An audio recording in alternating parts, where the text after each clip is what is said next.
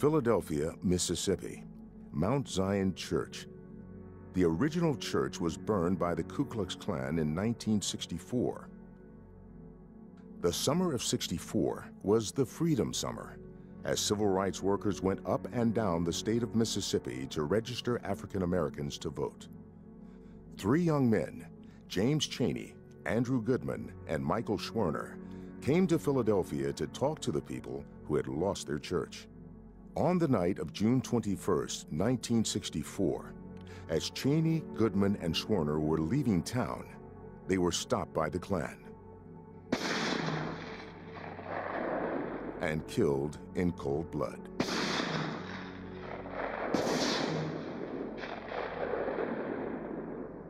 "18 men, including the sheriff and deputy sheriff of Neshoba County, were brought to trial.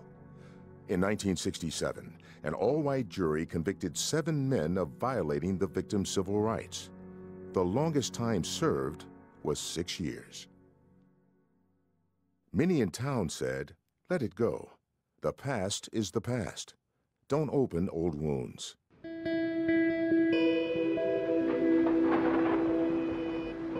But the past refused to pass away, and a handful of citizens began an extraordinary search for truth and reconciliation.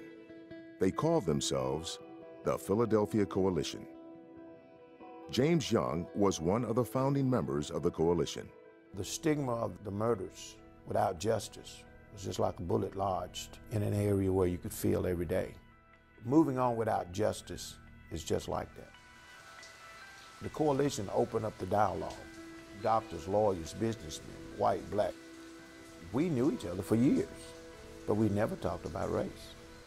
People were crying. People still had that hurt, that anger. Jewel McDonald's mother and brother were beaten by the Klan the night the Mount Zion Church was burned. Now she could tell her story. And they just couldn't believe it. Everyone went, you know. And one of the girls said to me, it was hard for her to say, and she told me that her ex-husband family was the ones that beat my mom and my brother up at the church. Dialogue, realization, I guess repentance. You can't move forward until you admit you were somewhere.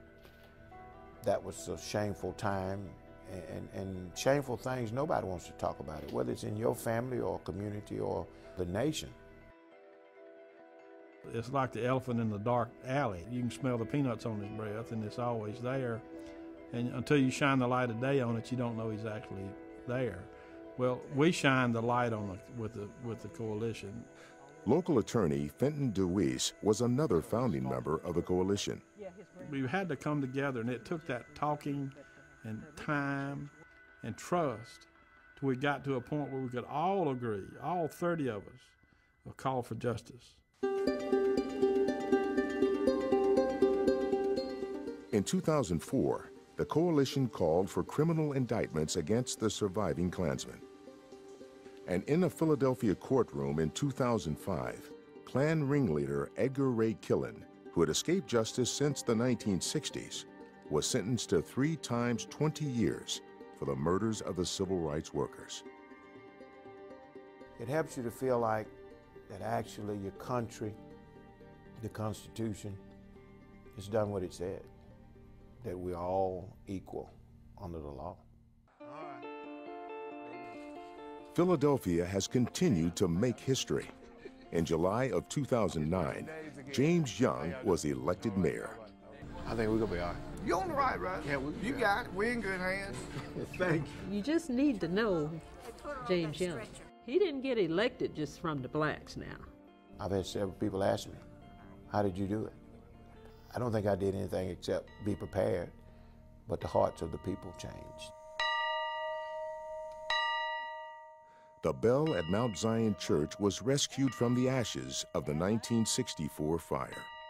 It's been difficult for our community, and there's still much to be done. But I do feel that I would be failing if I were not doing this. You still have a few people that's not there yet, and they probably never get there. But I think it's going to work out fine. I really do.